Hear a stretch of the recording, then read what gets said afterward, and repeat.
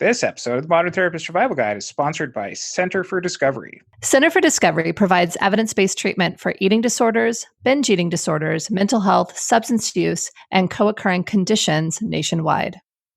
Discovery offers free weekly support groups for those struggling and loved ones. Learn more at supportinrecovery.com. Listen at the end of the episode for more information. You're listening to the Modern Therapist Survival Guide, where therapists live, breathe, and practice as human beings. To support you as a whole person and a therapist, here are your hosts, Curt Widhalm and Katie Vernoy. Welcome back, Modern Therapists. This is the Modern Therapist Survival Guide. I'm Curt Widhalm with Katie Vernoy, and if you would do us a favor, wherever you listen to this podcast, if you wouldn't mind stopping by, leaving a rating and review. Please don't forget to subscribe if this is one of your first episodes listening to us. And today, I don't know, I'm kind of starstruck. Like, this is Hollywood and all sorts of cool stuff happening today. That we're joined by Dr. Paul Puri. He is not only a psychiatrist, but he's also a TV writer, and he's the chief medical officer for OOTify. And we're going to dive into all sorts of different things today because as a modern therapist and kind of doing the side gig thing everywhere, he's ended up in some pretty cool places. So thanks for joining us today. Thanks for having me. We're so excited to have you. We always ask all our guests, who are you and what are you putting out into the world?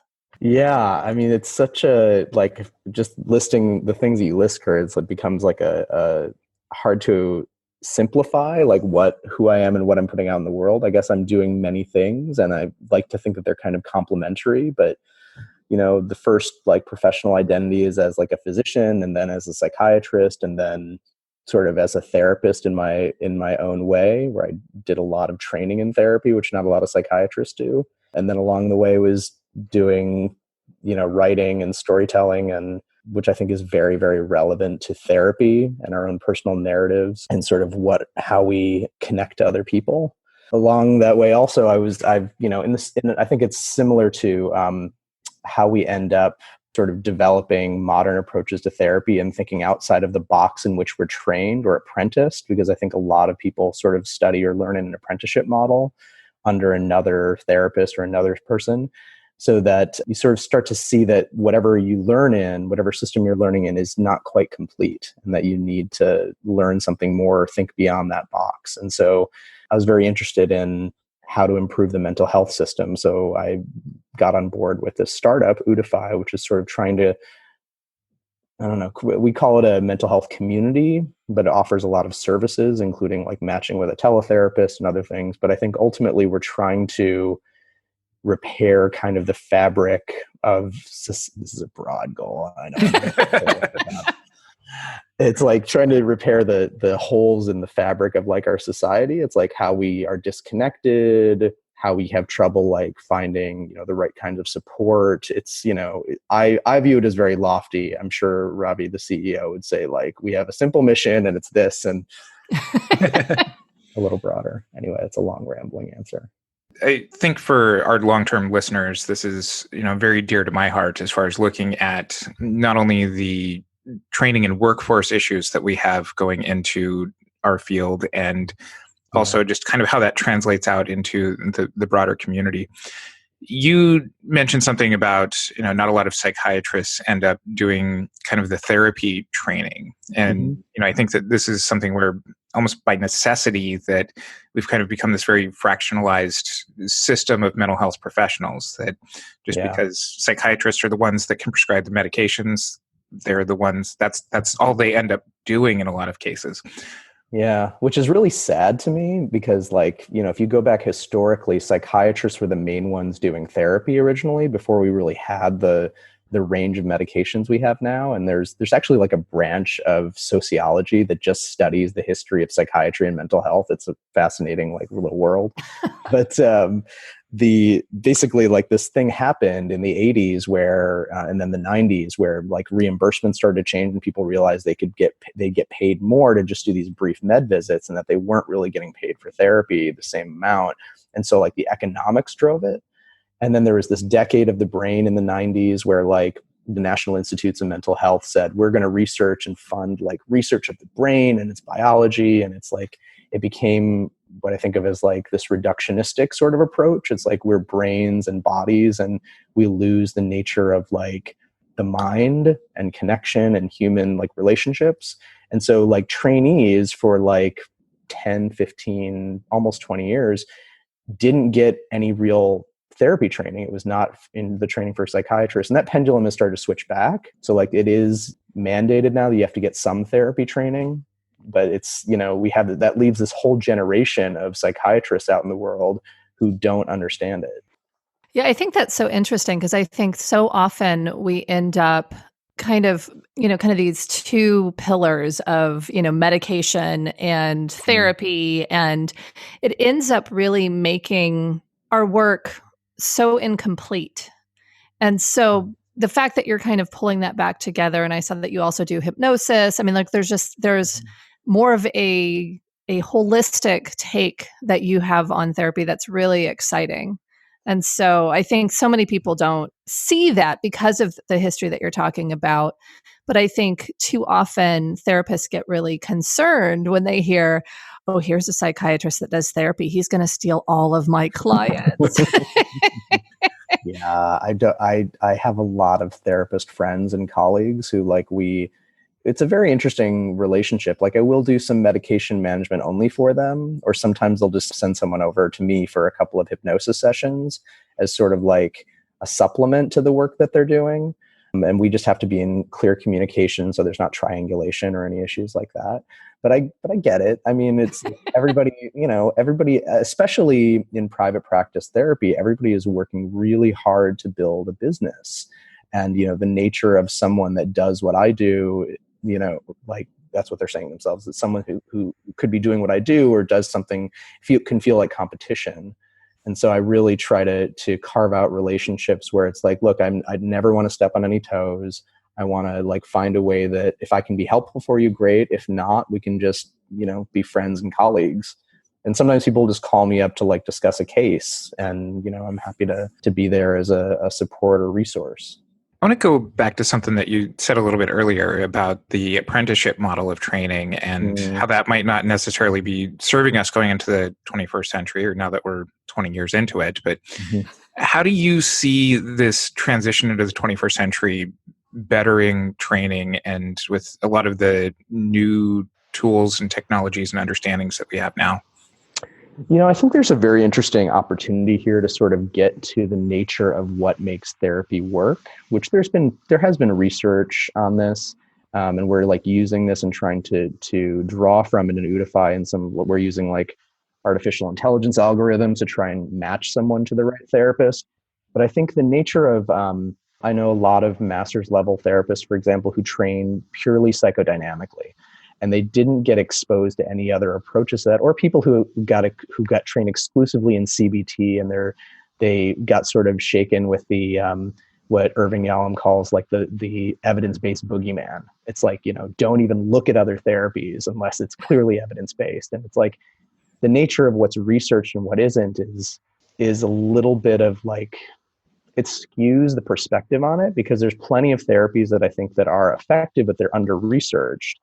And because they're just not funding for it. And, the Beck Institute's done a great job of piling on a wealth of resources into researching their approach. But I think that as things shift and the technology starts to grow, we can start to find the nature of things that actually make therapy effective. And I think it's going to be different than the manual for CBT. There's a wealth of, research, for example, on what the therapeutic alliance is, and actually tracking when someone connects properly to the therapist as being like the main therapeutic factor.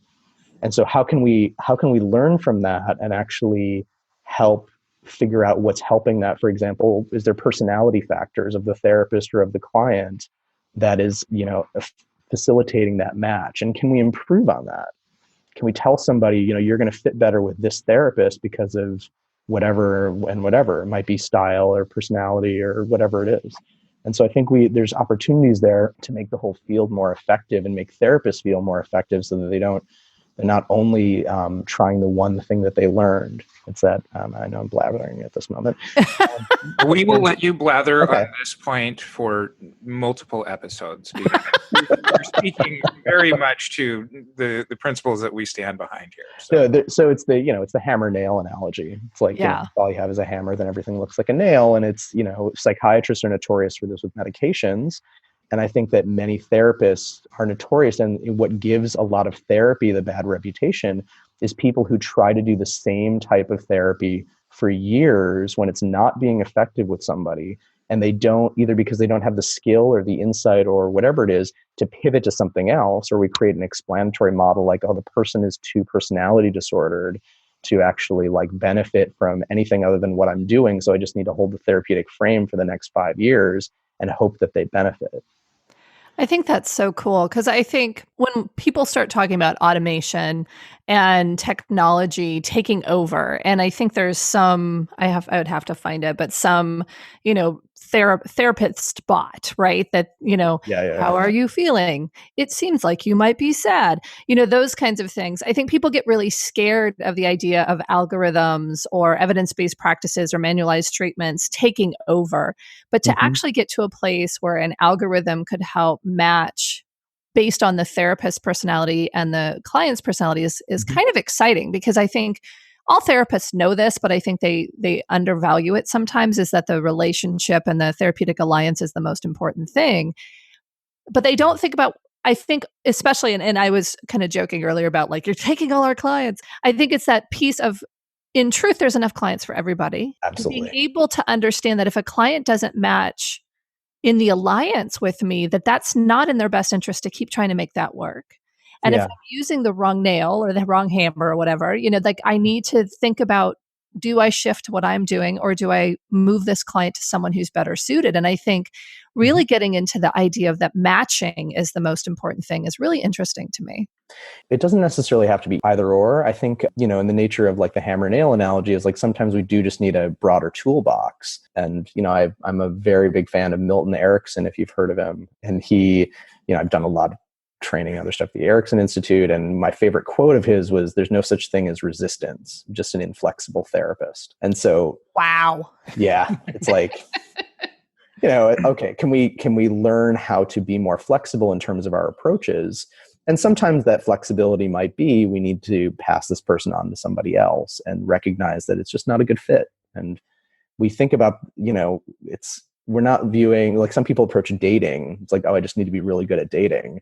And it's like, other people are like, look, it's either a fit or it isn't. I think it's probably somewhere in between. There's some skills to being able to date. I don't want to make I just did make the comparison between dating and therapy, but I think there is something to draw from that.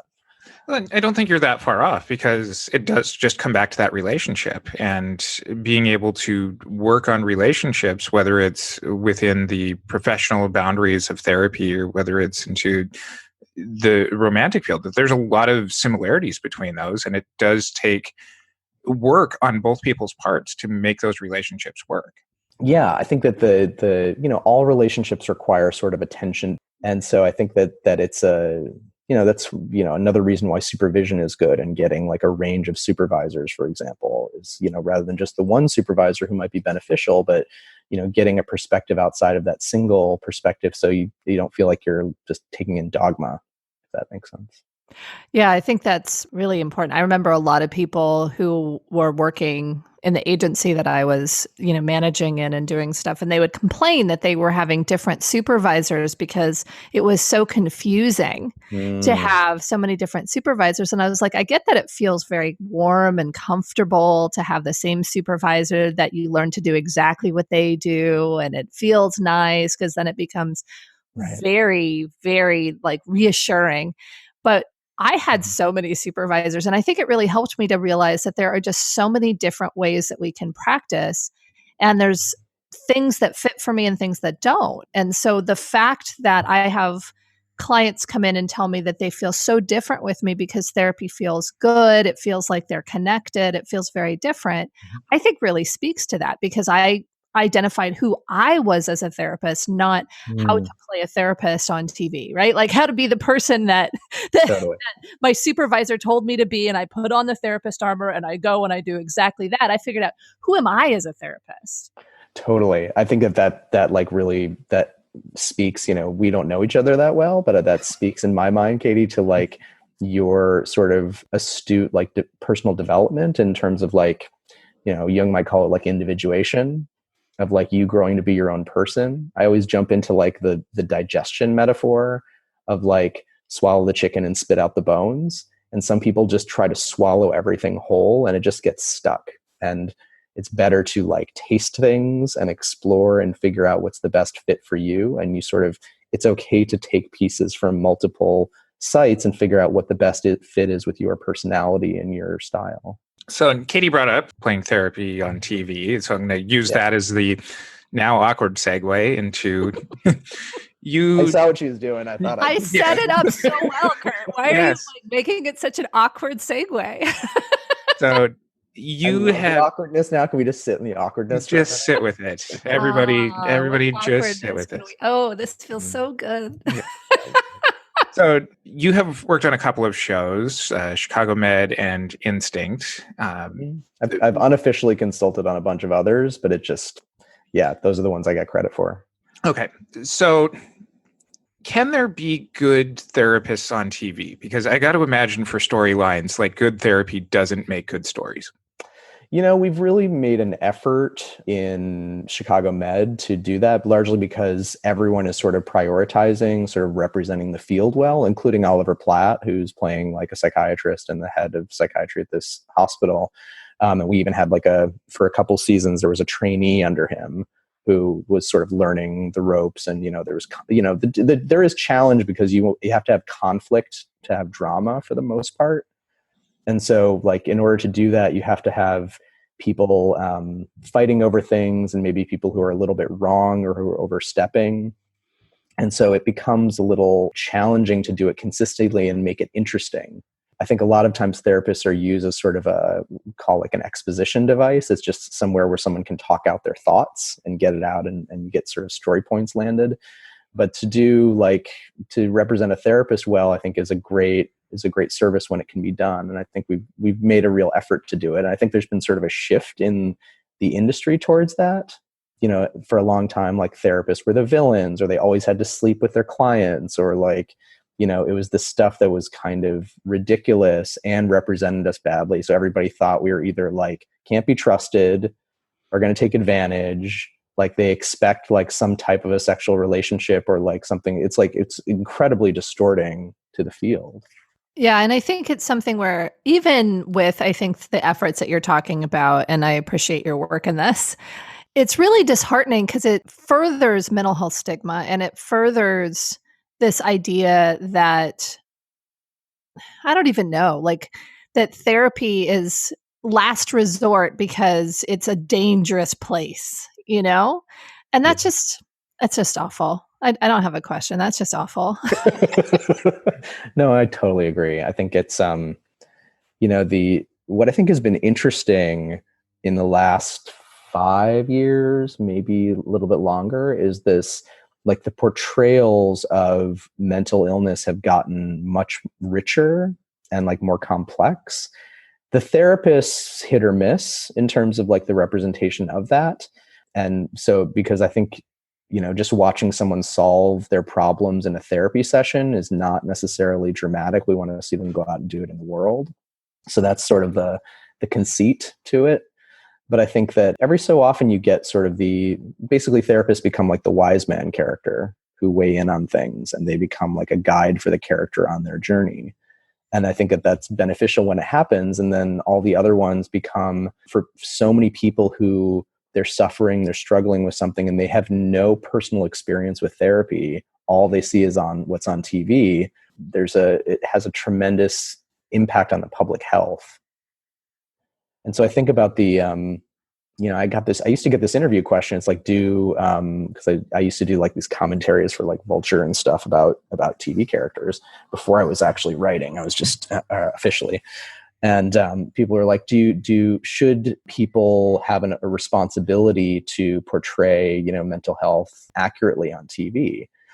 And for a while I said, it's entertainment. Does it, do they have a response? But what I've come to is like, the bigger the microphone, the larger the public responsibility or social responsibility. And I think that all of TV and film has to recognize what their message is. And I come to this, I'm going to shut up in a second. There's this quote that I heard, I think it's from a comedian, and I'm going to misquote him, but it was basically, entertainment is art without the social responsibility. And I thought that, we so often just take things as entertainment and we dismiss the idea that it has a social impact, but I think it does regardless. Yeah. I think to me, the things that I've seen, and I think part of it is I double majored in theater and psychology when I was an undergrad. And so I had this kind of thought process around what is the responsibility, what is the purpose of being an actor? Why do I enjoy it? What do I want to do with it? I also had, fancies that I was going to be a director, whatever. Obviously I went a different way.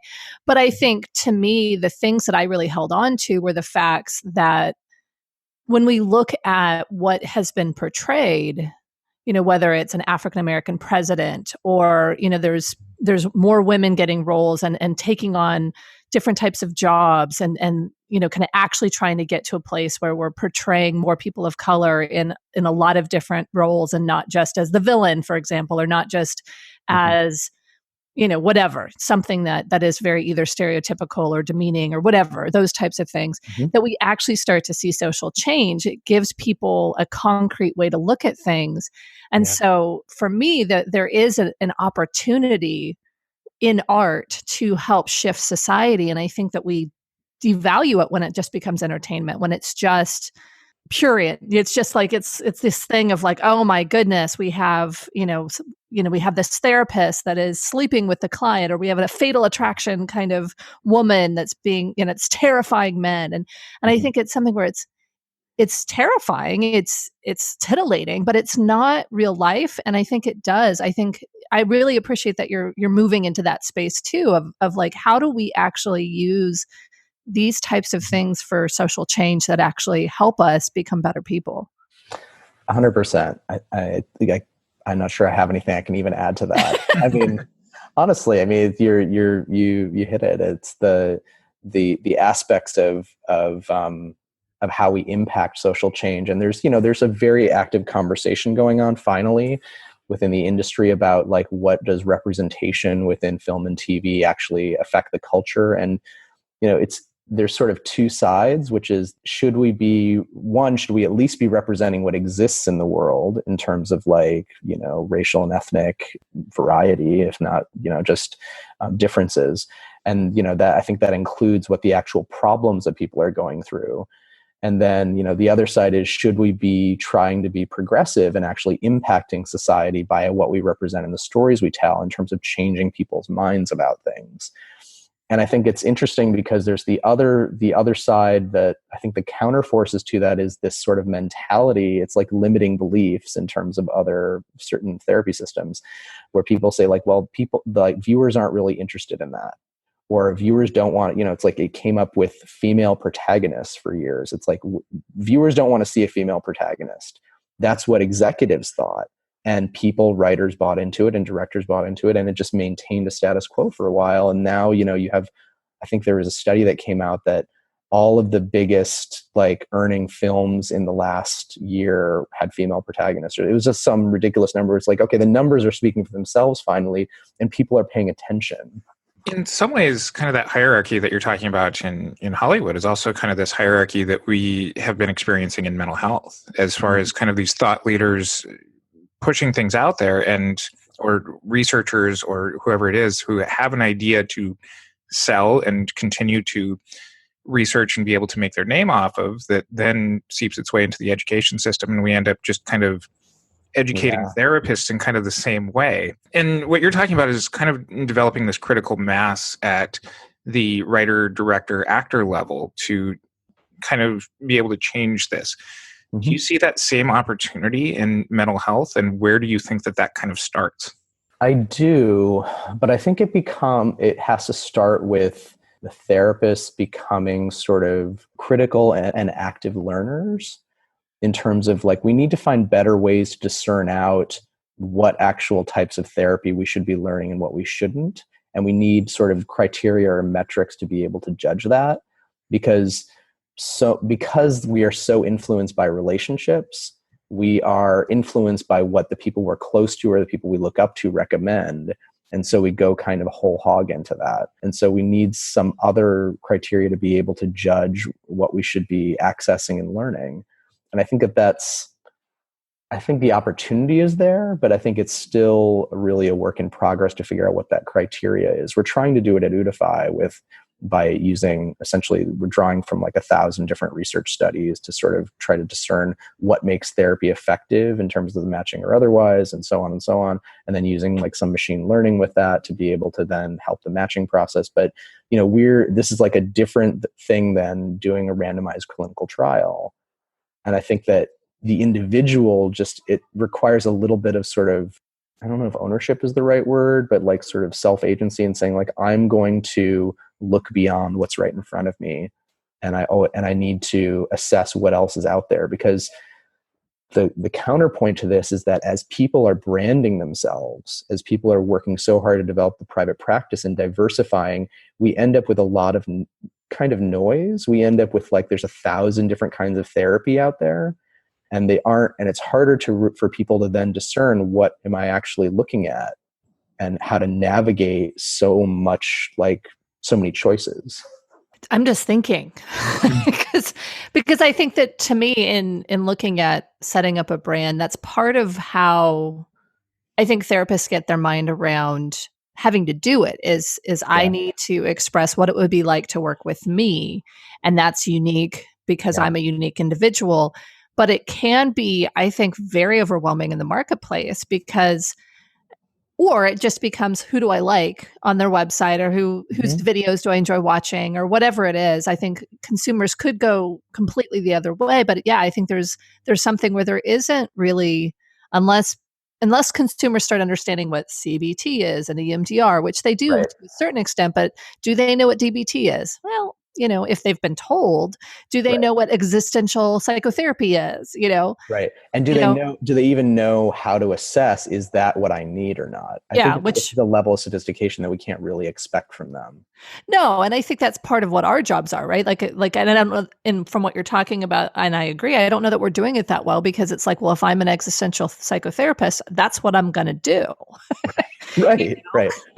And I want the client, so I'm going to do that thing. And so to me, it's definitely a very interesting thing to think about, is how do we really understand that we're individuals and we need to brand ourselves and do all those things, but we still need to be helping the consumer to make the choice, because we're not going to be the right choice. Just because we're appealing doesn't necessarily mean that we're the right choice. Yeah. And so I think there's something, I have this hypothesis that there's something in the sort of translation of that, somewhere in the language translation, kind of between because most people, like if you go to a Psychology Today profile, they're listing like, here's all the therapies I do. And they're sort of putting it out there in their Yellow Pages ad. And we need something in sort of the translation between that to the language of the consumer, the client, and what they think they're looking for, to be able to say like, this is going to be a fit based on these aspects of what their therapy is. And as I said before, like personality or otherwise, to say like, this might be a good fit for you. And so that it can resonate with the potential client. And I think we have a responsibility too of educating the general population of evidence-based and what that actually means, because Absolutely. There's an article we'll link in the show notes, but about just kind of where the basis of evidence-based comes from and how manipulated some of the control groups in these studies actually are. Yeah. And that evidence-based has become just kind of this marketing jargon to almost push some sort of things to where clients who don't necessarily need a evidence-based treatment are asking for a therapist to use that sort of treatment just because it's what's evidence-based, or it's what's considered a gold standard. Yeah, no, absolutely. I think that there's people are not particularly sophisticated. And honestly, I think that physicians and therapists are also not especially sophisticated at navigating data or evidence. And so understanding what the different levels of evidence are, and that, anecdote is not considered typically evidence. It's like, there's a joke of like the plural of anecdote is not data. And it's, we have to go a little bit beyond this. But I think that being able to educate people on what you need and what you don't need, therapy has a long evidence base to it. Psychodynamic therapy and psychoanalytic therapy actually has an evidence base to it. Now, that doesn't mean necessarily it's the right fit or it's a right fit for everybody, but getting beyond the idea that we should only do these things, that everything else is unproven. Like, I think most of the sort of iterated therapies are drawing from evidence-based approaches, and they're sort of rebranding. They're taking like an approach, like, from like a shuttling or empty chair technique, or they're using, some aspect of like internalized self-objects or inner child work. And then they're focusing on these things, and these might come from more traditional schools.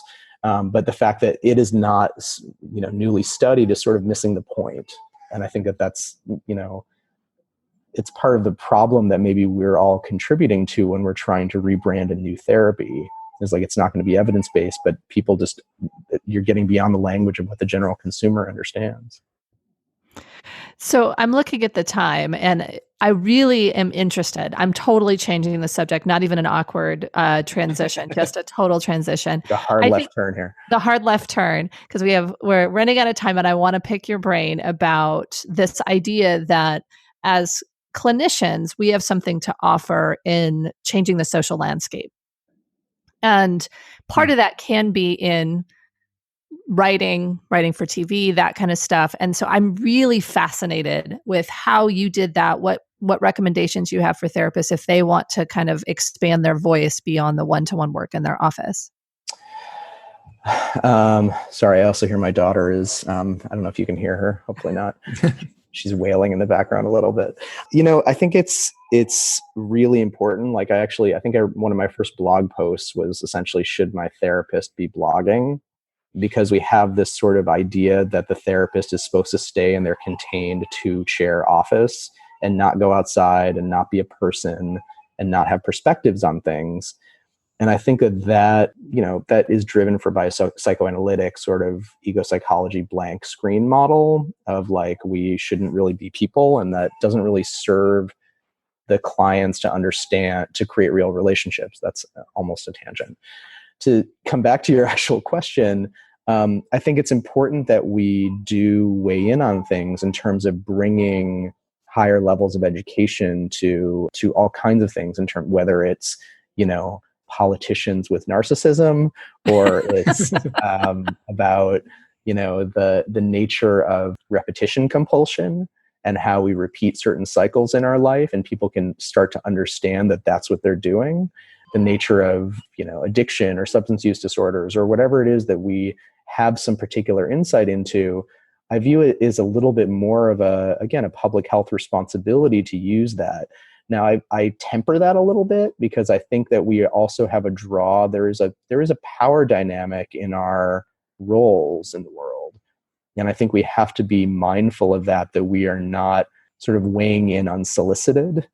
Meaning, like, when we can just go out there and be like, well, I'm a therapist, and I'm going to, I was with my newborn at a restaurant recently, and she was screaming. We were putting a pacifier in her mouth, and the waiter weighed in that, he's an EMT and that's blocking her airway. And I was like, okay, I didn't ask you, and we have to do at the table so you can knock it off.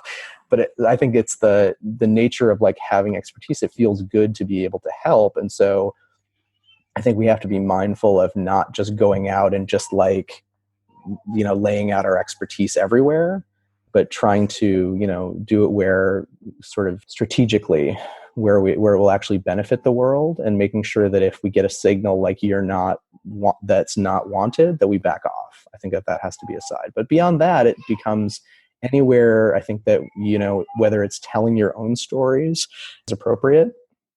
So like not something that's necessarily over disclosing, there's things that are like publicly available for me, and I feel okay talking loosely about that with clients when they come in without the focus shifting on me. but it might be about, being a talking head on a news channel and identifying, there's something called the Goldwater Rule, for example, which is for psychiatrists, we're not supposed to speak publicly about people that we haven't individually examined. But we can talk about general topics that we know about. We can help to educate people about concepts that there's misunderstanding about. And I think that that's really important to do. And why do we have this education otherwise? Like, it's not just to build a business. Like, we should be helping the world. Mm-hmm. And not to, I think, fall into that fallacy of just because we may have an expertise or an idea in one area, that expertise isn't transferable to other topics that we're not experts in. And really understanding where our scope of knowledge and our scope of interest really fall. Absolutely. So like, as an easy example, when I was transitioning into writing professionally, like I was actually getting work for it, what starts to come up is this interface between what's dramatic and what's real, or what's realistic or accurate. And so trying to understand, the other requirements in any other field might not be perfectly in line with your area. And so I think it's similar to the idea in therapy of holding an idea lightly. If that's come up before, you present an idea and you hold it sort of lightly. Is when you're interfacing in new areas that you're not familiar, is carry a degree of humility, so that you're continuing to learn and grow while still confidence in your area. Our guest today is Dr. Paul Puri. He's a psychiatrist. He's a TV writer, a father, and such an amazing piece of wealth, a wealth of knowledge. There we go. Very flattered. And he is going to be one of our Thought Bubble presenters at the Therapy Reimagine 2019 conference here in Universal City in the Los Angeles area, October 18th and 19th. And he's going to be dropping more knowledge bombs all over the place there. So come out and get some more Dr. Puri there. Some knowledge shrapnel. Is that what you're talking about? Exactly. Yes. Wow, it sounds really, I'm like a dirty bomb now. But you can find out more information about that at second.therapyreimagineconference.com. And I mentioned that we'll leave some stuff in the show notes. You can find those at our website, mtsgpodcast.com. And until next time, I'm Curt Widhalm with Katie Vernoy and Dr. Paul Puri. Thanks again to our sponsor, Center for Discovery. Center for Discovery provides evidence-based treatment for eating disorders, binge eating disorders, mental health, substance use, and co-occurring conditions nationwide. Discovery offers gender-inclusive and gender-specific treatment with separate programming for adolescents and adults. Programs have a high staff-to-client ratio because individualized attention is critical when it comes to providing effective and efficient treatment. Center for Discovery is a preferred provider and in-network with all major insurance companies. Learn more about these clinical programs at centerfordiscovery.com. Discovery offers free resources, including weekly support groups, a recovery app, free evaluations, and treatment scholarships. Learn more about Discovery's free weekly support groups for those struggling and loved ones at supportinrecovery.com. Thank you for listening to the Modern Therapist Survival Guide. Learn more about who we are and what we do at mtsgpodcast.com. You can also join us on Facebook and Twitter. And please don't forget to subscribe so you don't miss any of our episodes.